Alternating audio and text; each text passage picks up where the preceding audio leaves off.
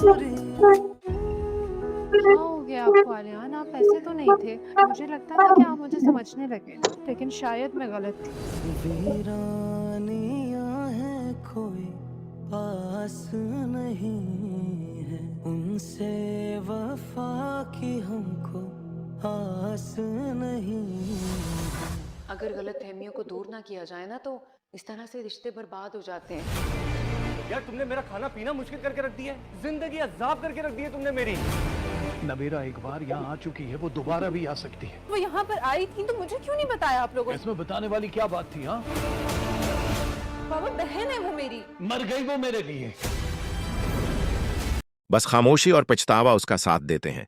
किस्त के आखिरी हिस्से में मदवा खुद एक फैसलाकुन अंदाज में सामने आती है। उसकी बातों से लगता है कि अब वो मजीद खामोश नहीं रहेगी।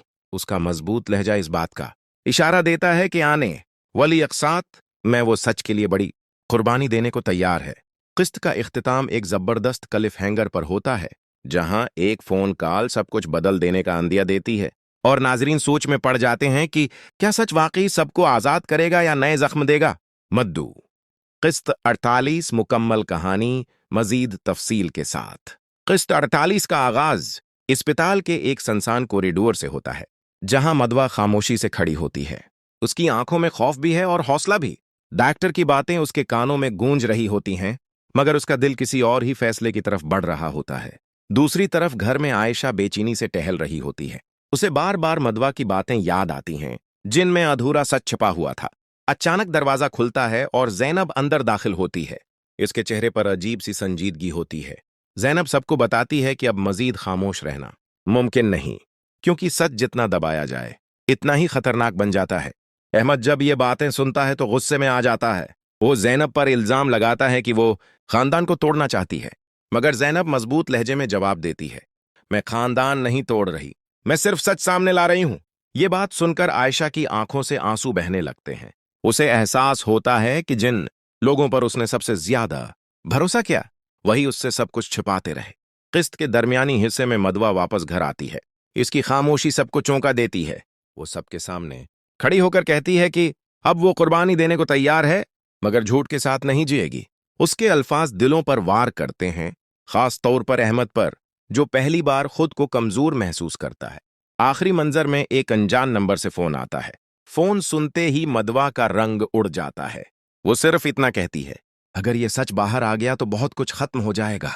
कीमरा मदवा के चेहरे पर जूम करता है और किस्त एक जबरदस्त सस्पेंस पर खत्म हो जाती है।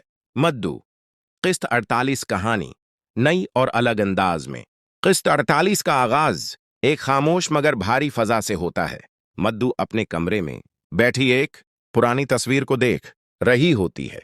ये तस्वीर उसके माजी की याद दिलाती है, वो माजी जिसमें वादे भी थे और धोखे भी। उसकी आंखों से एक आंसू गिरता है, मगर वो खुद को कमजोर नहीं पड़ने देती। इसी दौरान नीचे ड्राइंग रूम में अहमद और मद्दू। किस्त 48 की कहानी।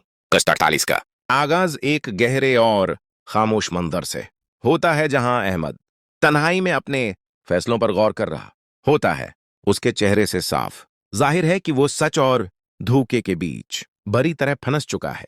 दूसरी तरफ आयशा के दिल में बेचैनी बढ़ती जा रही है, क्योंकि उसे एहसास होने लगता है कि मदवा से जड़े कई राज अभी सामने आना बाकी हैं। जैनब आखिरकार वो कदम उठाती है जिससे कहानी नया मोड़ लेती है। वो सबके सामने एक ऐसा सच लाती है जो पूरे खानदान को हिलाकर रख देता है। इस इंकिशाफ के बाद घर का माहौल बदल जाता है। रिश्तों में दरारें मजीद गहरी हो जाती हैं और एतिमाद टूटने लगता है। आयशा और अहमद का सामना एक जज्बाती मुकालमे में होता है, जहां आयशा आंसुओं के साथ सवाल करती है कि क्या सच हमेशा इतना ही तकलीफदह होता है। अहमद के पास इस सवाल का कोई वाज़ेह जवाब नहीं होता, बस खामोशी और पछतावा उसका साथ देते हैं। किस्त के आखिरी हिस्से में मदवा खुद एक फैसलाकुन अंदाज में सामने आती है। उसकी बातों से लगता है कि अब वो मजीद खामोश नहीं रहेगी।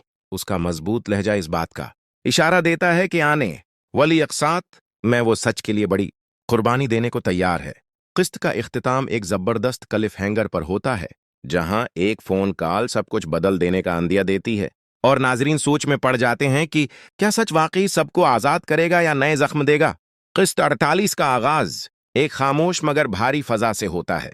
मद्दू अपने कमरे में बैठी एक